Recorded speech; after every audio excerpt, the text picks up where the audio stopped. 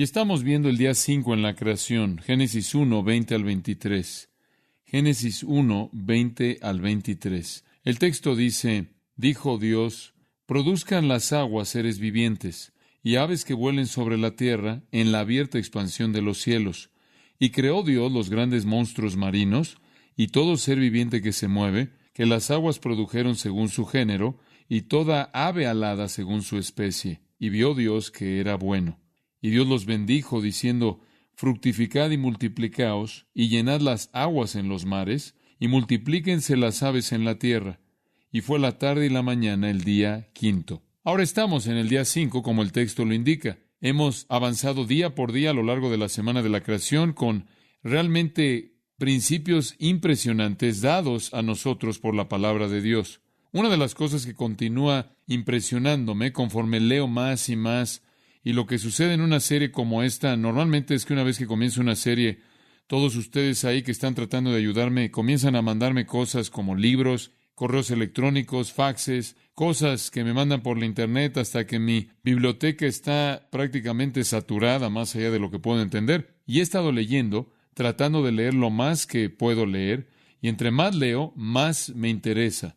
Y simplemente tengo que descargar algo de eso en ustedes. Lo que continúa impresionándome en mi lectura, porque realmente nunca he pasado gran parte de mi vida estudiando las ciencias, tomé en la universidad lo que se requería y ningún gramo de ciencias más allá de eso, y pude olvidarme de casi todo lo que había leído. Pero ahora, en cierta manera, estoy reintroducido, estoy reentrando de nuevo a la diversidad asombrosa y complejidad del orden creado. Esas son las dos palabras que se quedan pegadas en mi mente. La diversidad y la complejidad del orden creado, lo cual me habla de la inmensidad de la inteligencia de Dios. Es asombroso conforme comienzas a ver la creación con algún tipo de pensamiento, análisis, algún tipo de profundidad, que vienes a enfrentarte cara a cara con la inmensidad de la inteligencia y el poder de Dios. Y continúa asombrándome conforme leo a evolucionistas que quieren negar a Dios y ver la insensatez absoluta de sus conclusiones,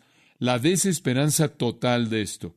Diciembre de 1996 trajo la muerte de un evolucionista y astrónomo llamado Carl Sagan, probablemente el astrónomo más conocido en el mundo. Su percepción era que la vida simplemente sucedió y terminó su vida en vaciedad absoluta, desesperanza total. Y casi cerca del fin de su vida fue entrevistado por Ted Koppel por televisión. Koppel le preguntó a Sagan, reconociendo que estaba al fin de su vida, que él había pasado su vida en la ciencia estudiando el universo como un astrónomo. Y él le dijo, Señor, ¿usted tiene alguna palabra de sabiduría para la gente del mundo? A lo cual Sagan respondió, y cito, vivimos en una masa de roca y metal que circula una estrella que es una de 400 y tantas billones de otras estrellas que constituyen la galaxia de la Vía Láctea, la cual es una de billones de otras galaxias que constituyen un universo que puede ser uno de un gran número, quizás un número infinito de otros universos.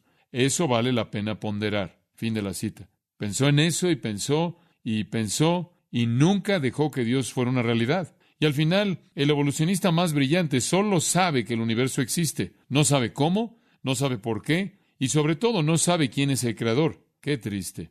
Todo en el universo apunta a Dios el creador. Inclusive Albert Einstein dijo, claro que hay una inteligencia masiva detrás del universo. Un hombre es un necio cuando no cree eso. Y después procedió a decir, pero nunca podremos conocerlo. El evolucionista humanista se rehúsa a ver lo que es obvio, se rehúsa a conocer al Dios que quiere ser conocido.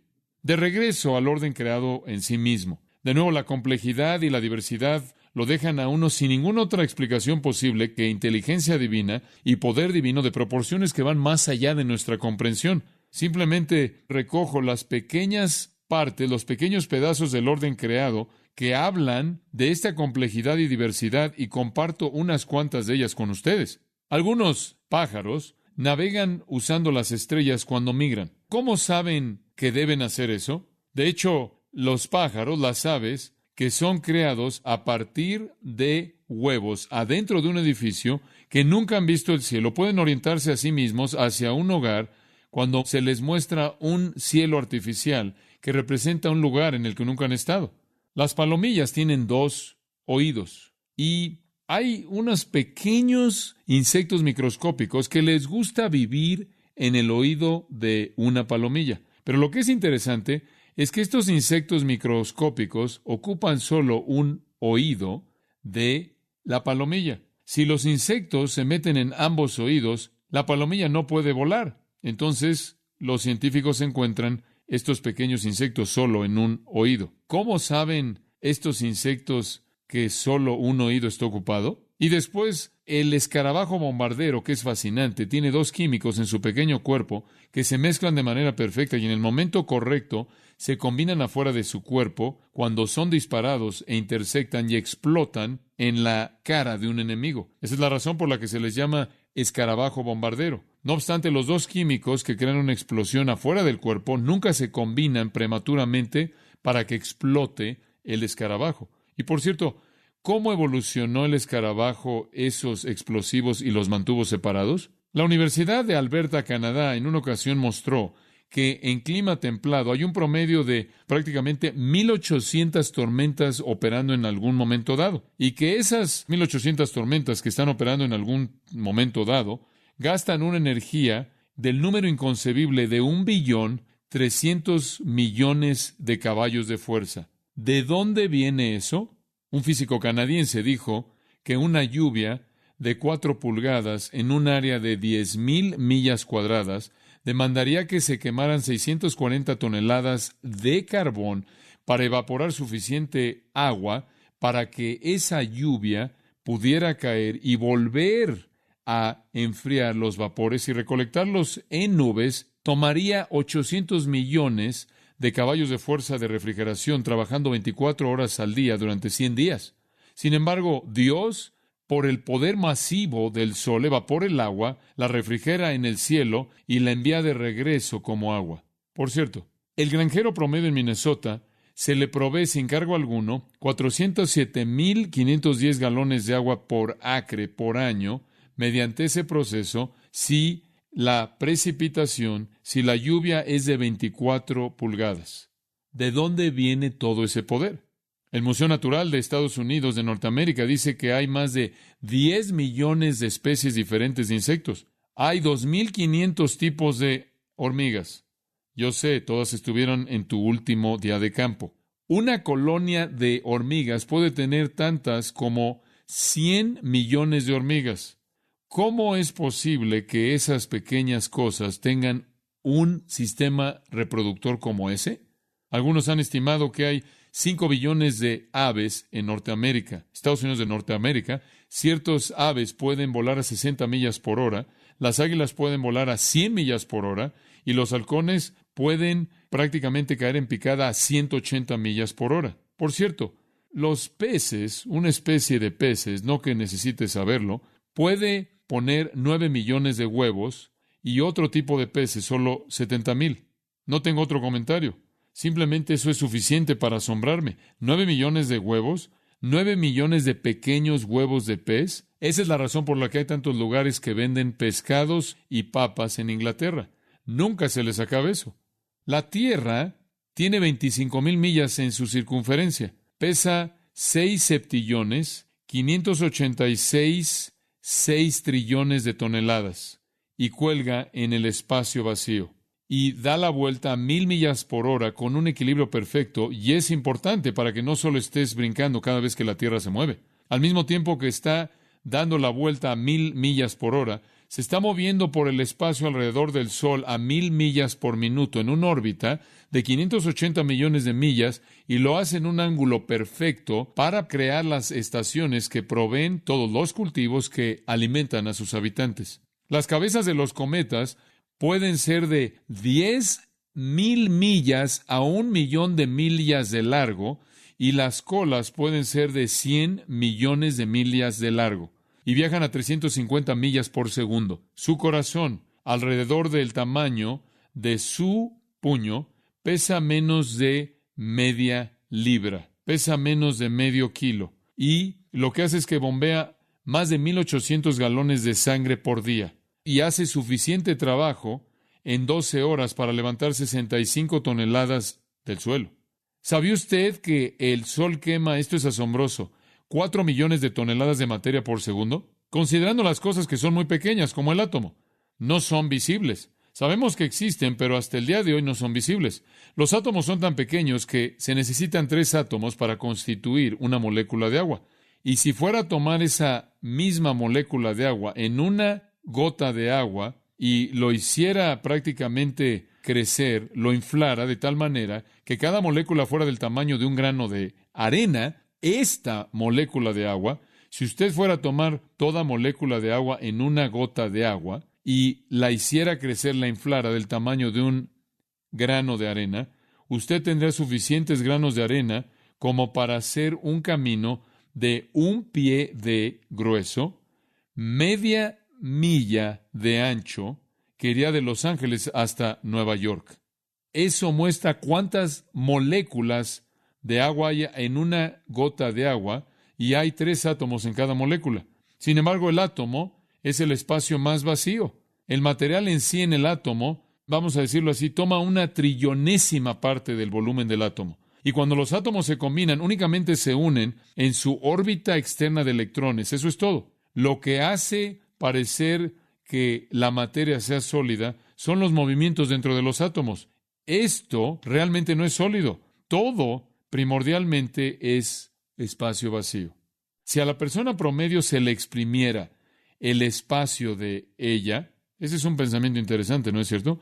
Si a la persona promedio se le exprimiera todo el espacio de ella, ¿cuánto volumen cree usted que ocuparía? Si todo el espacio se le exprimiera a usted, estaría perdido en la cabeza de un alfiler, ya que solo ocuparía prácticamente 1/100ª de millonésima de pulgada cúbica. Entonces, cuando alguien viene y dice que usted no es nada, tiene razón. Pero por otro lado, como puede pensar, claro, usted está pensando dieta, yo sé. Piensa que va a haber una manera de que esto funcione. Pero quiero que sepa que 1 pulgada completa cúbica de ese material pesaría 1 billón de libras. Una cucharada de té llena de agua contiene 1 millón de billones de trillones de átomos. Digo, esto es asombroso, ¿no es cierto?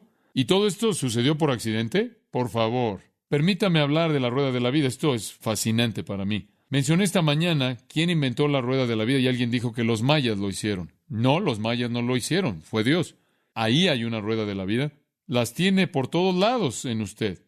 La rueda de la que estoy hablando, la rueda de la vida, los científicos la llaman la rueda de la vida, que se encuentra en una enzima ATP. Su estructura recientemente ha sido identificada y ha ganado un premio Nobel unido en 1997 para 2 científicos, Paul Boyer de Norteamérica, Estados Unidos de Norteamérica, y John Walker de el Reino Unido. La rueda en esta enzima rota alrededor de 100 revoluciones por segundo. Este motor miniatura es 200 veces más pequeño que una cabeza de alfiler y está girando a 100 revoluciones por segundo. Toda célula en su cuerpo y toda célula en todo ser vivo tiene miles de estos motores. Toda célula en todo ser vivo tiene miles de estos motores en tan solo una célula. Alguien estimó que su cuerpo tiene 10 cuadrillones de estos pequeños motores. Permítame decirle lo que este pequeño motor hace. El trabajo del motor del ATP es hacer que la molécula adenosino trifosfato ATP de adenosino difosfato ADP y ácido fosfórico, una síntesis que requiere una carga de energía. Esto es un ingreso de energía. El ATP entonces puede disolver el ADP de nuevo, dándole la energía al ensamblarse o al pegarse a otro proceso químico dentro de la célula que demanda la energía para que pueda reaccionar. Entonces la energía es dirigida y los productos son reciclados constantemente en ese pequeño motor, del cual usted tiene 10 cuadrillones que están operando todo el tiempo. Y el doctor Walker dice, y cito, demandamos nuestro peso corporal en ATP diariamente. Fin de la cita. Entonces, el pequeño motor tiene que reproducir su cuerpo, su peso corporal entero diariamente. Estamos prácticamente dándole la vuelta a esa cantidad de ATP, reciclando esa energía, no reciclando, sino en un ciclo continuo de esa energía, para mantenernos a nosotros mismos pensando y caminando, haciendo lo que estemos haciendo. Si tenemos un día tranquilo, un día relajado, únicamente vamos a usar alrededor de la mitad de nuestro peso corporal de ATP. pero si trabajamos duro, hasta 1 tonelada de ATP es reciclada en un día. En 1993, el profesor Boyer dedujo por medios indirectos cómo el ATP era producido, pero prácticamente quedó en manos del Dr. Walker en 1994 proveer el primer retrato detallado de cómo el motor opera. Él usó rayos X y un microscopio de electrones para poder tomar una foto atómica. Y después una persona japonesa vino en 1997 con un pequeño filamento fluorescente pegado al microscopio de electrones para que el motor pudiera verse girando bajo el microscopio. Estos pequeños motores extremadamente complejos girando están diseñados de manera brillante. Cada motor está construido de 31 proteínas separadas. Y recuerde, estas son 200 veces más pequeño que la cabeza de un alfiler. Y tienen 31 componentes de proteína que están constituidos de miles de aminoácidos arreglados u ordenados de manera precisa. ¿Lo estoy perdiendo? Esto se pone peor. Esto sigue párrafo tras párrafo tras párrafo. Estas pequeñas máquinas están produciendo con cada vez que da vuelta la rueda alrededor de 100 revoluciones por segundo y están produciendo el ciclo de energía necesario para mantenerlo vivo y para mantenerlo funcionando. Es increíble, dice el Dr. Walker, pensar de estos motores de vida girando en todas las células de nuestros cuerpos y están girando en todas las células de todo lo que vive. ¿Quién diseñó estos pequeños motores de rueda? ¿Quién los energiza? Salmo 139, versículo 14. Fuimos asombrosamente formados. Salmo 139, 14. Formidables, maravillosas son las obras que Dios hizo. Dios nos hizo de manera formidable, maravillosa. Ahora, mi amigo R.C. Sproul es parte teólogo y parte filósofo. Y yo lo valoro, lo estimo por su teología, pero realmente lo estimo por su filosofía. Él, de hecho, es un filósofo simpático porque él puede hacer que la gente se vea tan necia que no puedes responder de otra manera más que reírte. Ahora, Sproul dice que solo hay 4 opciones para el origen del universo. Solo tiene 4. Opción número 1, el universo es una ilusión, no existe. Esa es la opción número 1. Opción número 2, se creó por sí mismo. Opción número 3, existe por sí mismo y es eterno. Opción número 4, fue creado por alguien que es autoexistente. Sproul dice que no hay ninguna otra opción. O no existe, o se creó a sí mismo, siempre existió o alguien lo creó. Eso es todo. Él dice, y cito, he estado confundido por décadas y buscado el consejo de filósofos, teólogos y científicos. No he podido localizar ninguna otra opción teórica que no pueda encontrarse bajo estas 4 opciones. Eso es todo lo que tiene. Y después Sproul dice, la opción número 1 debe ser eliminada por 2 razones. Esa es la opción que dice que no existe, es toda una ilusión. Primero, si es una ilusión falsa, entonces no es una ilusión. Si es una ilusión verdadera, entonces alguien o algo debe estar existiendo para tener esa ilusión. Si este es el caso, entonces aquello que está teniendo la ilusión debe ser autocreado, autoexistente o causado por alguien en últimas autoexistente. Por lo tanto, todo no es una ilusión. En segundo lugar, él dice, usted puede eliminar la número 1, la teoría de la ilusión, porque si suponemos que la ilusión es absoluto, que nada existe, incluyendo aquello que está teniendo la ilusión, entonces no hay duda alguna del origen, no hay ni siquiera una pregunta que responder acerca de los orígenes, porque literalmente nada existe. Pero si algo existe, entonces lo que existe debe ser autocreado, autoexistente o creado por alguien que es autoexistente. Fin de la cita. Ahora veamos la opción 2, que el universo se creó a sí mismo. Bueno, por toda lógica, formalmente esto es falso. Es contradictorio e imposible en términos lógicos. Sproul dice, y cito, en esencia, la autocreación demanda la existencia de algo antes que exista. Fin de la cita. ¿Escuchó eso? No puede crearse a sí mismo a menos de que usted exista para crearse a sí mismo. Y cito, la autocreación es una imposibilidad lógica y racional, él escribe, ya que para que algo se crea a sí mismo, debe ser antes de lo que es. Esto es imposible. Es imposible que los sólidos, los líquidos y los gases, es imposible para los átomos, las partículas subatómicas, es imposible para la luz, es imposible para el calor, es imposible para Dios. Nada en ningún lugar, en ningún momento puede crearse a sí mismo, porque si pudiera, tendría que existir antes de que se creara a sí mismo. Fin de la cita. Sproul señala ahí que puede ser autoexistente y no violar la lógica, pero no puede ser autocreado. Cuando los científicos dicen, bueno, 15 a 20 billones de años atrás el universo se creó a sí mismo. ¿Qué están diciendo? Están diciendo que nada explotó en algo. Esa es una imposibilidad lógica. Retener una teoría de autocreación es totalmente irracional y rechaza toda lógica. Dicha teoría puede ser creada, pero no puede ser defendida de manera razonable. Entonces tiene usted la opción número 3, que el universo existe como lo conocemos y siempre ha existido eternamente. Bueno, eso no funciona. Usted no es eterno y tampoco lo soy yo. No existimos siempre. Hubo un momento en el que no existimos. Hubo un momento cuando nuestros hijos no existieron. Hay todo tipo de cosas en este mundo que hubo un momento en el que no existieron. De hecho, todo lo que nos rodea hubo un momento en el que no existió. ¿Cómo podía el universo existir para siempre y después en el tiempo, esto es crear la vida, lo que nunca había hecho para siempre? Si el universo siempre existió, entonces todo en él siempre ha existido. Y sabemos que todo en él no siempre existió, porque usted y yo no siempre existimos. Nuestros padres van a verificar eso. No pueden nacer y estar siempre existiendo. Los autos y los relojes y las sillas y todo fue traído en un punto de existencia, esto es, llegó a existir en un punto en el tiempo. Opción 1, opción 2, opción 3 son imposibles. Quedamos con una sola posibilidad.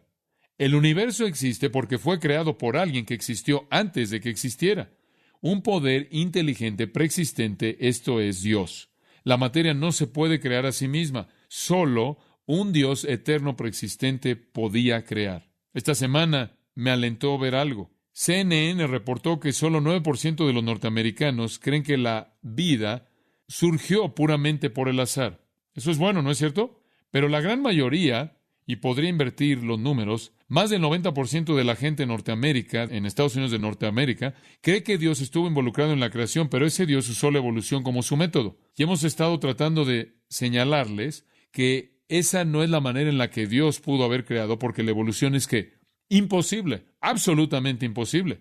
Esa es la razón por la que no hay evidencia para ella, porque no puede suceder. El pecado de los evolucionistas se describe en Romanos 1. La ira de Dios, versículo 18, es revelada desde el cielo contra toda impiedad e injusticia de los hombres que detienen con injusticia la verdad. La verdad de un Dios creador es obvia, es absolutamente obvia, razonable, lógica, pero detienen la verdad.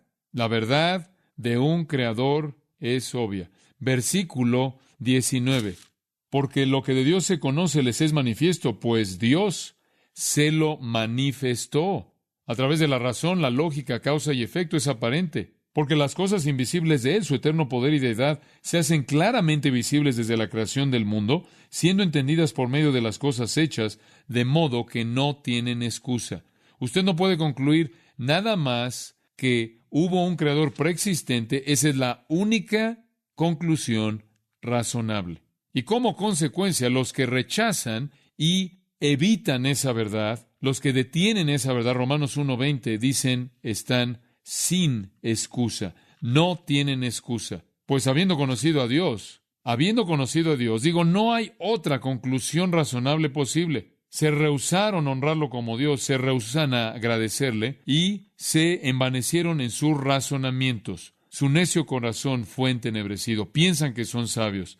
Todos tienen sus doctorados en filosofía y demás, pero de hecho son necios. Ellos cambian la gloria del Dios incorruptible en semejanza de hombre corruptible, de aves, de cuadrúpedos y de reptiles. Ellos adoran a la criatura más que al Creador. Ellos hacen que la criatura sea el Creador. La vida se crea a sí misma, Romanos 1. Adoran la creación. Ven la creación como la fuerza de vida que crea. Es ridículo desde el punto de vista lógico, como lo señalamos hace un momento.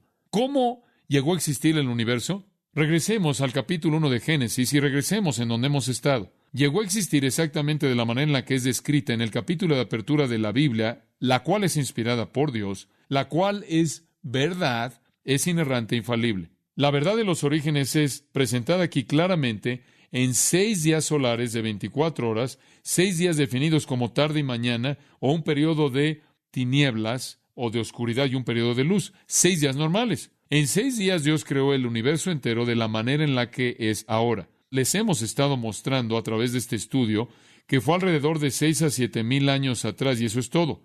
Y cuando usted ve y dice, bueno, ¿qué hay acerca de los estratos y qué hay acerca de la apariencia de edad y todo eso? La respuesta es que Dios creó todo con apariencia de edad, todo maduro. Y El diluvio también, el cual ocurre más adelante, cambia la faz de la configuración de la Tierra y responde a muchas de las preguntas que se presentan con respecto a la topografía y roca sedimentaria y fósiles y todo eso. Pero la Biblia es muy clara. Dios lo creó todo en 6 días. Ahora, día 1, Dios creó el material y la luz. Día 2, los mares y los cielos. Día 3, la tierra y la vegetación. Y día 4, las luces, las luminarias, las lumbreras, la luna, las estrellas y el sol. Y ahora llegamos al día 5 y se los acabo de leer. Y tiene que ver con Dios creando a todas las criaturas que poblan los mares y también los cielos. Este es el día cuando Dios completa el hogar para el hombre y Él crea los primeros seres vivientes. Los primeros seres vivientes. Versículo 20. Seres vivientes, aves. Esta es la primera vez que se dice que algo está vivo. Las plantas no son designadas de esta manera. Son organismos que tienen un tipo de vida, pero no es una vida consciente. Los primeros seres vivientes creados por Dios vienen en el día 5. Y simplemente les recuerdo que si está viendo la secuencia, el día 5 corresponde al día 2, así como el día 4 correspondió al día 1. En el día 1 Dios creó la luz. En el día 4 creó los cuerpos estelares para que fueran los que daban luz. En el día 2 creó los mares y los cielos. Y en el día 5 Él pobló los mares y los cielos. En el día 3 Él creó la tierra y su vegetación. Correspondiendo también con el día 6 Él creó a los animales y al hombre para poblar la tierra y para consumir su vegetación. Entonces los paralelos son constantes a lo largo de este periodo de tiempo. El mar y el cielo en el día 2, y los habitantes del mar y el cielo en el día 5. El mar le es dado, claro, su forma final en el día 3, pero fue creado en el día 2. Ahora, al ver al texto aquí, hay 2 fases en el día de la creación número 5. Primera fase, la creación de vida consciente. En segundo lugar, la creación de vida que se reproduce. 2 cosas son claramente identificadas. Vida consciente, esto es, criaturas vivas que están conscientes, esto es, reaccionan a su ambiente y se mueven de lugar a lugar. Obviamente las plantas no lo hacen. Y en segundo lugar, vida que se reproduce. Versículo 20, veámoslo ahí en el texto. Dijo Dios. Y los detengo ahí una vez más. Siempre el método de creación. Y Dios habla y hace que cosas que no existían existan. Él habla y hace que existan de la nada. Dijo Dios, produzcan las aguas seres vivientes. Entonces, primero llenó las aguas. Ahora, en el hebreo, esto es lo que se llama una paranamasia, lo cual es un término que describe un tipo de herramienta literaria. Una paranamasia, en esencia, es esto. El hebreo dice, las aguas, produzcan las aguas. Produzcan las aguas, y prácticamente el texto dice que las aguas estén llenas de cosas que se mueven. Es una repetición, lo mismo en el versículo 11, que la tierra produzca vegetación. De hecho, en el hebreo es que la tierra vegete con vegetación. Y aquí está, que las aguas vivan con cosas vivas. De hecho, la idea es que se muevan con cosas que se mueven, que viven. Mover es la palabra, o aquí la palabra que dice produzcan, es la palabra que se usa aquí porque tiene la idea de movimiento. Y le recuerdo que el aspecto distintivo de las criaturas vivientes es que se mueven. Las plantas no se llaman criaturas vivientes porque no son móviles, no se mueven. Los seres vivientes se mueven. De hecho, Él llenó los mares de tal manera que el verbo aquí es llenar, es mover. Y de nuevo, presenta aquí una población grande de estas criaturas en movimiento.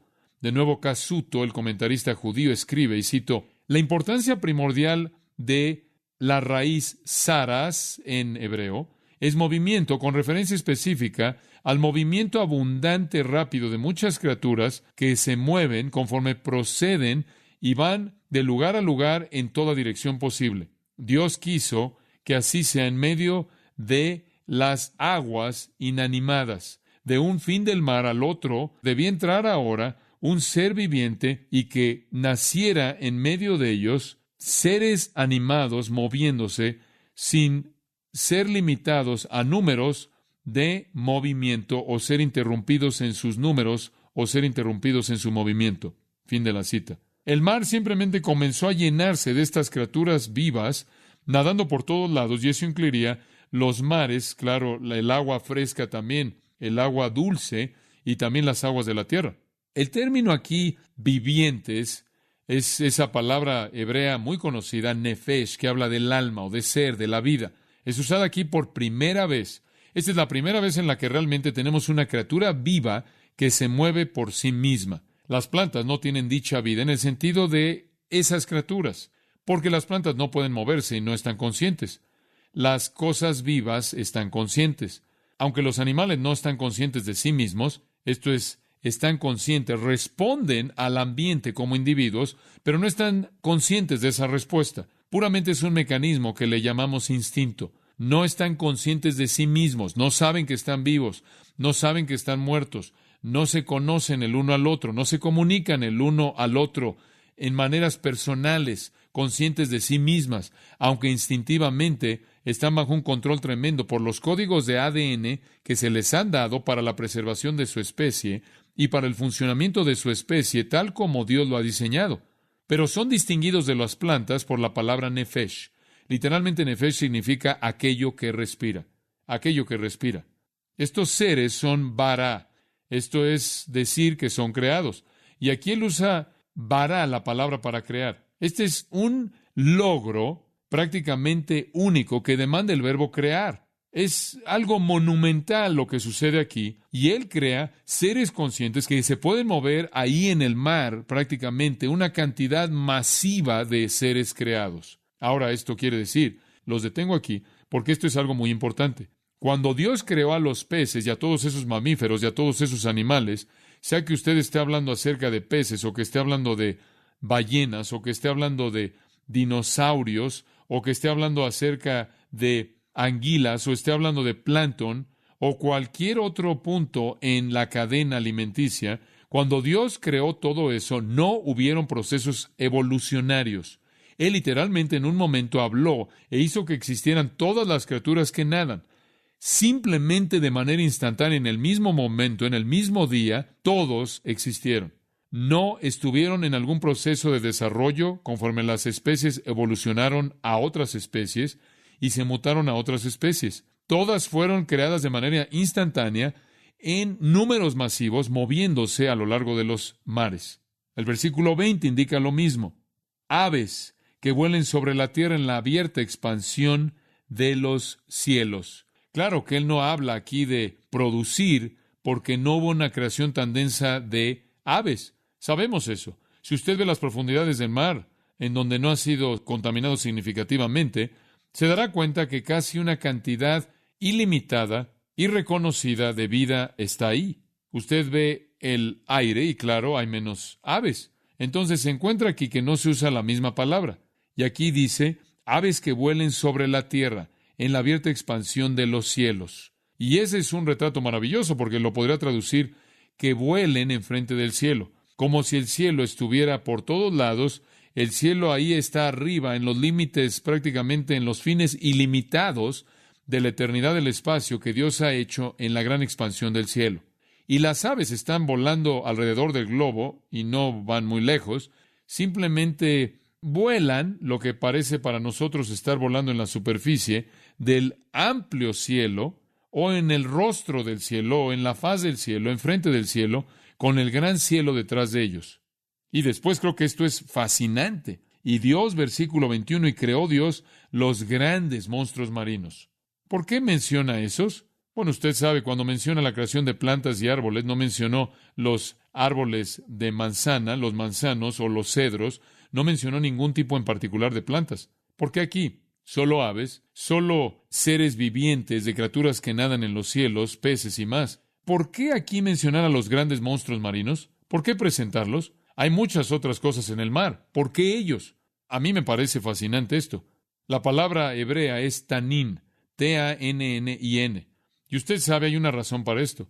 Si estudia el Antiguo Testamento, encuentra varias referencias en el Antiguo Testamento a criaturas del mar. Está Leviatán. ¿Se acuerda leer acerca de Leviatán? Leviatán es esta criatura marina masiva, poderosa. Job 41, usted sabe, Dios le dice a Job, ¿dónde estabas cuando yo creé todo? Y después llega al capítulo 41 y le dice, ¿puedes tú colocar tus garfios y controlar a Leviatán? Y después procede a describir esta bestia masiva, feroz, lo puede leer en Job 41. y leer las características de esta bestia. Escribí una pequeña nota acerca de esto. Algunos han sugerido que podría ser un cocodrilo, un lagarto, pero no están en el mar como tales. Probablemente la mejor opción es que está describiendo algún tipo de dinosaurio, algún tipo de monstruo marino masivo, Leviatán. También se menciona en el Antiguo Testamento la serpiente tortuosa, la serpiente en Job 7:12, la serpiente del mar, la serpiente marina. Está Rahab, R-A-H-A-B. Rahab, y se refiere a animales masivos marinos. Probablemente se refiere a dinosaurios. ¿Pero por qué menciona esto? ¿Por qué lo presenta? Creo que la respuesta puede ser encontrada en esto. En la mitología antigua, por ejemplo, en Egipto y en Mesopotamia, en el área del fértil creciente al este de Israel, en la tierra de Canaán también, en los países del este en general, siempre han habido estas leyendas muy complejas, muy aberrantes, acerca de monstruos marinos. Y los paganos antiguos creían que los dioses eran monstruos marinos. Inclusive los filisteos tenían un dios, Dagón, quien era mitad hombre y mitad pez. Entonces, la gente de la antigüedad veía quizás estos monstruos marinos feroces como las deidades, los dioses. Escribieron épicas acerca de ellas. Algunas de ellas, por ejemplo, pueden leerla en algo del ugarítico, lo cual es un idioma diferente. Épicas ugaríticas con respecto a los enemigos de Baal. Los enemigos de Baal adoptaron una forma era este dios, Molt, que es llamado el Señor del Mal. Él era un gran monstruo marino. Y esto comenzó a influenciar esa parte del mundo cuando veían a los monstruos marinos como dioses. Los monstruos marinos como dioses en rebelión contra los buenos dioses. Y en el caso de Israel, los dioses en rebelión contra el buen Dios. Isaías 27:1. Ahí tiene usted referencias a estos dioses marinos que eran una parte tan importante de la cultura cananea. Cuando los hijos de Israel entraron a la tierra de Canaán, ellos se encontraron con esta poesía cananea, leyendas cananeas acerca de los dioses adoptando la forma de estos grandes monstruos marinos. Entonces, el monstruo marino se convirtió en un retrato del principio de la maldad. La maldad antidios en cierta manera fue personificada en el gran monstruo marino, el gran dragón del mar, los grandes dinosaurios del mar. Varios versículos, como dije entonces, se refieren al Leviatán, el gran monstruo marino, siempre aparentemente presentado como los grandes enemigos del Dios verdadero, implicando que de alguna manera eran una deidad sobrenatural o fuerza sobrenatural que se levantó en contra de su creador. Todo eso estaba en las épicas antiguas. Y todo eso habría estado existiendo en las mentes del pueblo en el tiempo de Moisés cuando él escribió Génesis.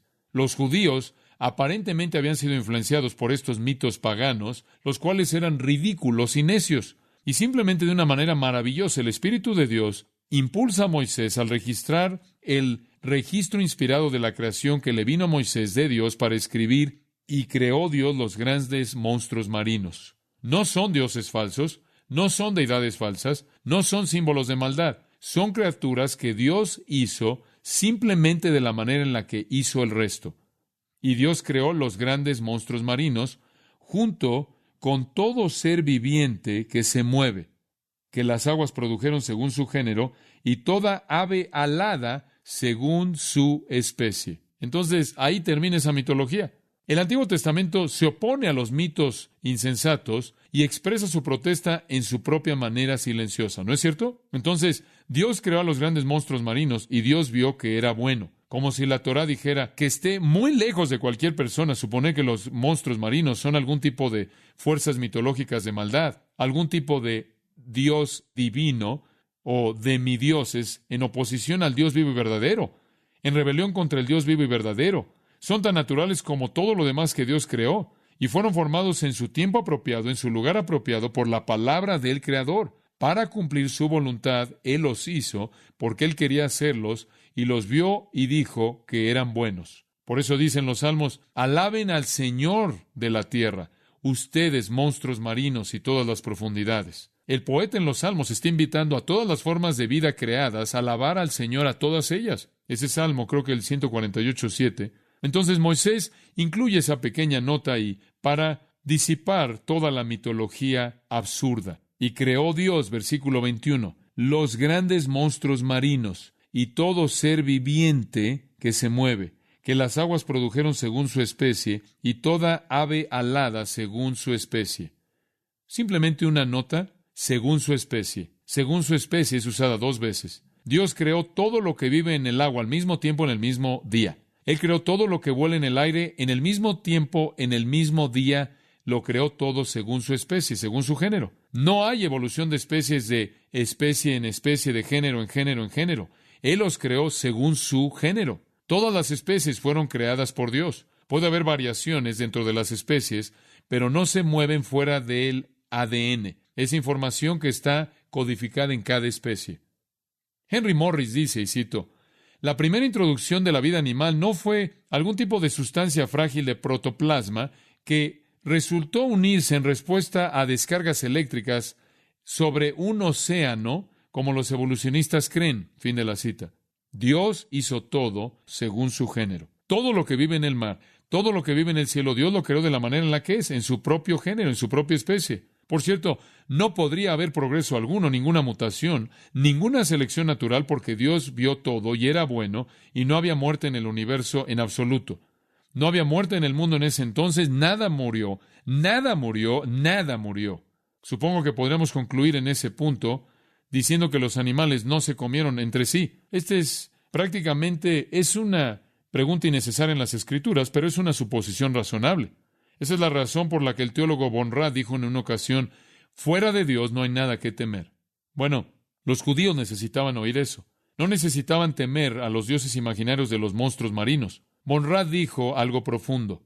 Fuera de Dios no hay nada que temer. Solo hay uno que debe ser temido. ¿Y quién es? El único que puede destruir el alma y el cuerpo en el infierno, dice el Nuevo Testamento. La maldad entró al mundo después de la creación. La maldad entró al mundo después de la creación de los monstruos marinos, después de esas criaturas enormes, marinas, inmensas. La creación entera fue hecha por Dios y fue originalmente buena. Entonces, el día 5 primero trajo la creación de la vida consciente. En segundo lugar, de la vida que se reproduce. La vida que se reproduce. Esto es simplemente, entre más leo acerca de esto, y no voy a tomar el tiempo para entrar en esto, puede investigarlo por usted mismo. Entre más entro a los sistemas de reproducción, más increíbles. Digo, es suficiente imaginar la reproducción humana y cómo Dios puede hacer eso, pero simplemente tome eso a toda especie en la creación, al tipo de creación más pequeño, insignificante, microscópico, hasta los mamíferos terrestres más grandes y los mamíferos marinos y dinosaurios, y todos los procesos de reproducción, todo codificado en el ADN, toda esa información colocada en cada célula de cada criatura para reproducirse según su género. Eso es lo que dice, versículo 22. Y Dios los bendijo, diciendo, aquí está la bendición. Él les concedió este beneficio. La bendición es un beneficio. Fructificad y multiplicaos, y llenad las aguas en los mares, y multiplíquense las aves en la tierra. Obviamente las aves no llenan el cielo arriba, pero se multiplican. Los peces tienden a llenar las aguas del mar. Fructificad y multiplicaos. Fructificad y multiplicaos es una frase común del Antiguo Testamento para referirse a reproducción. Es exactamente lo que significa reproducirse. En el capítulo 1 de Génesis, versículo 28, cuando Dios está creando al hombre, dice que Dios los bendijo, esto es varón y hembra, al hombre y a la mujer. Y Dios les dijo, fructificad y multiplicaos. Ese fue su mandato para que ellos procrearan. En el capítulo 9 de Génesis, Dios bendijo a Noé y a sus hijos y les dijo, a Noé y a su esposa y a sus hijos y sus esposas, en Génesis 9, fructificad y multiplicaos y repoblad la tierra. Capítulo 17 de Génesis, versículo 16, la bendeciré. Dios está hablando acerca de Sara, y le daré un hijo a ella, y después la bendeciré y será madre de naciones. Reyes de pueblos vendrán de ella. Y versículo 20, en el caso de Ismael te he oído, he aquí, y lo bendeciré, y haré que se fructifique y multiplique. Entonces, fructificar y multiplicarse significa reproducción. Lo encuentra en Génesis 28:3, Génesis 35, 9 al 11, Génesis 48, 3 y 4. Esta es una frase que significa reproducción. Entonces, Dios le dio a este orden creado en el cielo y en la tierra la capacidad de reproducirse. Todas las criaturas vivas son máquinas complejas. Y dije esto hace mucho tiempo atrás en la serie. Son nombradas por un científico que descubrió esta complejidad. Se llama la máquina von Neumann. Esto es en honor al científico von Neumann. Wilder Smith escribe un libro entero acerca de la máquina von Neumann. Todos los organismos vivientes, de manera característica, tienen tres propiedades. Son autosustentables, esto es, tienen la capacidad de sustentar su propia vida, como esas pequeñas ruedas que están dando vueltas adentro de usted. Son autosustentables. En segundo lugar, son autorreparables. Esto es, se arreglan a sí mismas conforme viven. Y de manera distintiva y única, son autorreproductoras. Esto es, se reproducen a sí mismas. Una máquina von Neumann es autosustentable, autoperpetuable y autorreparable y autorreproducible. Se reproduce a sí misma. Hasta aquí nunca en toda nuestra ciencia hemos podido manufacturar algo como eso. No podemos, por ejemplo, tener una computadora que sustente su propia vida y su propia energía, se repare a sí misma y tenga pequeñas computadoras. No tiene una computadora así. Y la razón es, la complejidad de esto es demasiado vasto. La complejidad de esto es demasiado complicado. No puede ser hecho. Si pudiéramos hacer algo lo suficientemente complicado como para hacer eso, se descompondría todo el tiempo. No podría mantenerse al día con su proceso de autorreparación. No podríamos crear una máquina von Neumann. Y sin embargo, cada célula que existe es solo así. Esta es una capacidad asombrosa. Sistemas reproductivos bioquímicos siendo colocados en toda tira de ADN, en toda célula de toda criatura, y con eso viene la capacidad de fructificarse y multiplicarse. Esta es una certeza de permanencia. Esta es una certeza de propagación. Esto no tiene nada que ver con la evolución. Todo género se va a multiplicar. Todo género se va a reproducir su propio género, con una pequeña variación, claro, dentro del género. Y las aves se reproduzcan según su especie. Ahora alguien dice, ¿por qué dice eso en la tierra? Las aves vuelan. Bueno, ellas vuelan, pero no se multiplican en el aire. Tienen que ir al nido. Ahí es donde cohabitan. Ahí es donde aterrizan para aparearse y poder tener sus huevos. Dios lo sabe. No hay evolución aquí. Criaturas del mar y criaturas del cielo, todas fueron hechas en un día en las diferentes especies. Desde los monstruos marinos más feroces, legendarios, hasta el organismo marino más pequeño, todo hecho en un día. Todas las criaturas que vuelan, todas hechas el mismo día en sus especies, con movimiento, y se mueven por el aire, y todas las que se mueven en el mar, todas son conscientes. Esto quiere decir que si usted maneja su auto por el camino, ¿y no es interesante cómo las aves lo evitan? Tienen una conciencia, aunque no es una conciencia de sí mismos. Entonces, la casa del hombre está construida, está ahora lista para que sea ocupada, y la corona de la creación llega en el día 6. La corona de la creación es el hombre. ¿Y sabe lo que es tan triste? Vamos a detenernos en este punto. Pero lo que es tan triste es que el hombre se rehúsa a ver a Dios en la creación. ¿No es eso triste? El hombre se rehúsa a ver a Dios en la creación y se rehúsa a oír a Dios en la conciencia, detiene la verdad y se hunde en una oscuridad más profunda y una desesperanza más profunda. Y le voy a decir lo que más me entristece. Lo que me entristece más que cualquier otra cosa es gente que dice que son cristianos, que creen la Biblia y después se aferran a la evolución. Y lo repito, lo dije hace semanas atrás, no puede encontrar la evolución en Génesis 1 en ningún lugar. No está ahí. No hay manera de hacer un exégesis de ese capítulo y terminar con la evolución. No hay manera posible. Tiene que detener la verdad. ¿Y por qué hacer eso? ¿Por qué? ¿Por qué va a afrontar a Dios o blasfemar a Dios o deshonrar a Dios para honrar a un evolucionista impío, para adoptar una credibilidad o para tener algún tipo de credibilidad científica? Tomamos las Escrituras como son, ¿no es cierto? No sé usted, pero comienzo a creer en la Biblia desde Génesis 1:1. No tengo que esperar hasta el capítulo 3. Donald Barnhouse escribió en una ocasión, y cito, Dios le da al hombre cerebro para fundir el hierro y para hacer un martillo, para hacer una cabeza de martillo y también tener clavos. Dios hace crecer un árbol y le da al hombre la fortaleza para cortarlo y el cerebro para poder hacer a partir de esa madera un mango para el martillo. Y cuando el hombre tiene el martillo y los clavos, Dios estira su mano y deja que el hombre le meta los clavos por su mano y lo coloque en una cruz, en la demostración suprema de que los hombres no tienen excusa. Fin de la cita. Rechazar al Creador al grado que cuando Él fue encarnado, lo mataron. Es una deshonra para Dios el creer cualquier otra cosa que lo que Génesis dice, ¿no es cierto? ¿Honra a Dios creer que Él hizo todo esto? ¿Honra a Dios creer el relato de la creación de Génesis? ¿Le da gloria? ¿Es esta una representación apropiada de quién es y lo que ha hecho? ¿Y es una fuente de adoración? Cualquier cosa menos es una afrenta a Dios. Hacer que el asunto se haya creado a sí mismo, hacer de la diversidad compleja de este universo creado el producto del azar, es darle al azar más crédito que a Dios. Y el azar ni siquiera existe. Es una realidad que no existe. Comenzamos a adorar a Dios en Génesis 1, ¿no es cierto? Cuando lo adoramos como el Creador.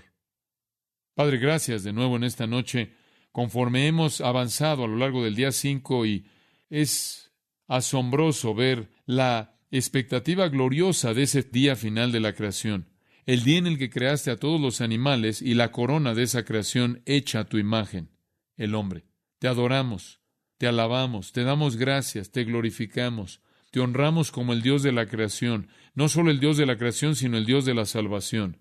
Einstein estaba mal. Podemos conocerte a ti porque tú deseaste conocernos. Tú te has dado a conocer en tu creación. Y más que eso, tú te has dado a conocer en la conciencia mediante la ley escrita en nuestros corazones. Y más allá de eso, tú te diste a conocer a nosotros en la revelación a través de las Escrituras, y tú nos has mostrado que no solo eres un Dios de inmensidad, un Dios de inmutabilidad que no cambia, un Dios de omnisciencia y omnipresencia y omnipotencia, un Dios de poder ilimitado y conocimiento. Eres un Dios de complejidad vasta y belleza y orden vastos. Eres un Dios que llena un universo infinito, y sin embargo, eres un Dios que se preocupa por pecadores, que ama pecadores, que vino al mundo y nació en un lugar humilde, en un lugar oscuro llamado Belén, y que nació en un pesebre, en un comedero de animales. Tú veniste hasta aquí para tomar el lugar de los pecadores, para morir en una cruz, para que nos conocieras y para que te conociéramos. Oh, cómo nos regocijamos porque te conocemos, el Dios vivo y verdadero, el Creador del universo y nuestro amigo y nuestro Redentor. Te damos gracias. Amén.